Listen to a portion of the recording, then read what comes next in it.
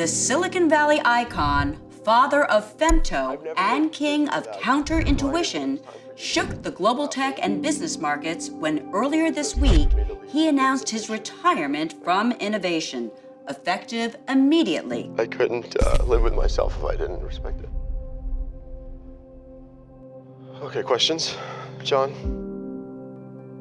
With me now is longtime Furtick associate David Cowan. David, we were all blindsided by this seismic event, but you must have been one of the very few who knew that this was coming. I'm Michael's closest confidant, so, for something like this to happen without me knowing would be almost impossible. I think the tech world's all going to remember where they were when this news came out. I'm really surprised that Michael has retired. I was walking around the dish at Stanford, and I really had to pause for a minute at the top of the hill. I was just preparing the day, getting my kids ready for school. Really had to take a moment to really have that news sink in. He's done so much for the community and for us. I looked over at the Hoover Tower, and I know this can't be true, but it just seemed a little tilted, a little sadder.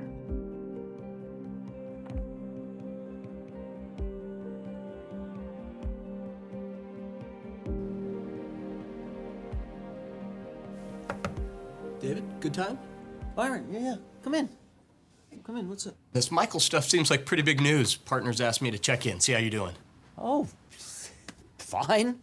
What? I mean, we had a good run and, let's move on. We've got other things. I got a lot of things going on. This isn't slowing me down. We know that, of course. I'm like swimming in genius visionaries. Okay? As always. I know the best people. I know the best. Great to hear. We got faith in you. I got that lunar colony project I'm working on, right? Oh, good stuff. Yeah.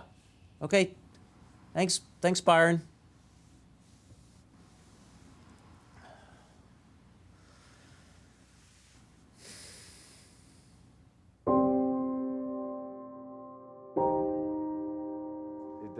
I spoke with thought leader Michael Furtick in his first one-on-one interview since the shocking announcement.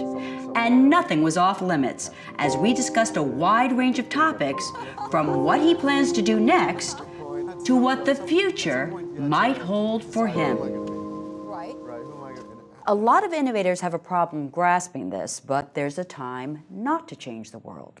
A time when the most profound positive impact you can make is to stop producing new ideas. No, that's good. What did you mean by that? I was making a comment on the overabundance of innovation, of over-innovation. Imagine if we take a relatable example, like lunch. Lunch was a huge meal innovation back in the day. So for most of human history, we had no meal between breakfast and dinner. There's a big gap of time, no calories, no energy replenishment. Then one day someone says, I want to have lunch, and an innovative time is born. But it still took 2,000 years for the concept of lunch, the innovation of lunch, to take root. Now imagine if in this infancy period of several hundreds of years, when lunch is just getting its mojo on, what would have happened had the brunch guys had pushed their brunch agenda? That would have been a huge disaster. Neither would have survived that epic battle. No meal between breakfast and dinner, still no caloric replenishment, no energy replenishment. The world goes hungry. The world goes hungry.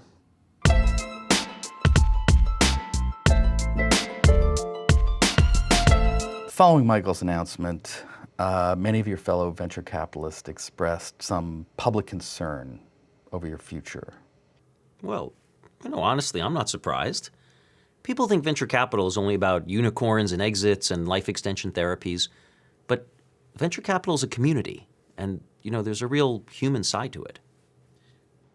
But a lot of them seem to be questioning your qualifications without Michael. No, I don't think anyone's questioning my qualifications. What does Garfunkel do when Simon moves on? What is he qualified to do?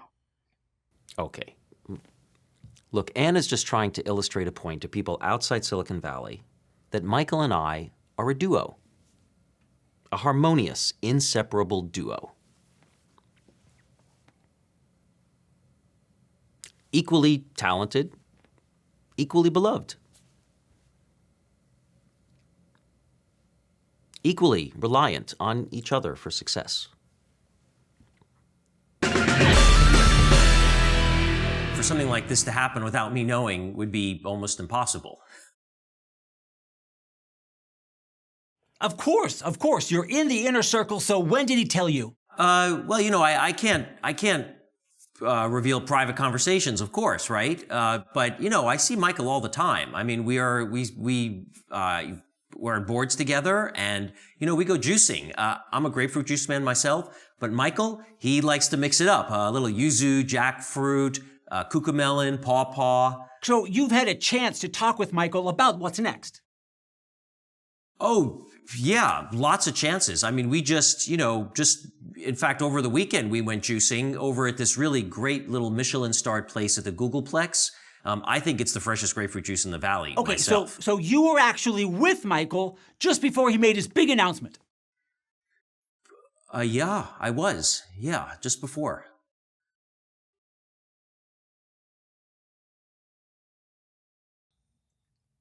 Okay. Well, I'd like to go now to someone here who's always had a keen insight on the topic of Michael Furtick. He is the founder of Floodgate Ventures. He's a mainstay of the Forbes Midas list of most successful tech investors and is a frequent collaborator with Michael Furtick. Mike Maples Jr., welcome to the program. Thanks so much for having me. I absolutely love your show, and it's a thrill to talk about all things Michael Furtick. Okay, well, what is next for your man, Mike? I mean, have you talked to him? Well, you know, as you know, our friendship is probably more valuable to me in my life experience even than any success I've had as a venture capitalist. And although our trip to developing parts of Africa with President Obama did distract us from being able to retain our badminton title in Atherton, we're determined to take that. So you guys on the top right now, you're going down. Hey, Mike, David Cowan here. Listen, I just want to congratulate you on David. that third-time mention on the Forbes Midas list. That's great. I've been on 11 times myself, so I don't remember the third time. Yeah, it's an inspiration to me that you've been doing this longer than I can remember that there was an industry. Yeah, look, You're Mike, great listen, at it, and I don't want to interrupt your really work. fascinating badminton story, but I want to get back to the story here. I think I've got some real information to share. Okay, David, audience. and obviously I'm sure you have tons more scoop than I do, but I'm just hoping that I'm the one that gets to talk about the fact that he's launching this venture capital firm. It's going to be the birthplace of thunder lizards, clearly. I can't wait to see what develops there. Wow. Okay. All right. You heard it here first, folks. Mike Maples Jr. breaking a story that is going to be front page in the business journals tomorrow morning. I guarantee you. Michael Furtick going into venture capital. Bring on the Thunder Lizards. Yeah, Reamer, it's not really such a scoop, okay? I mean, what do all wealthy innovators do when they want to go on to a more leisurely, high-status existence, right? Okay, David, I don't want to put you on the spot here, but is this what you and Michael were talking about? Are you going to be a part of his venture capital firm? You know, that would of course be private conversations again that would reveal information that only I know. So yeah. Okay, but you seem to be confirming the rumors that are going around, David. Which rumors? The ones that you just mentioned, that you will be going into the venture capital fund with Michael Furtick. Oh, you know, like I said, I really shouldn't confirm it, you know. That's not something that would, you know, even if, of course, if I am, I can't confirm that.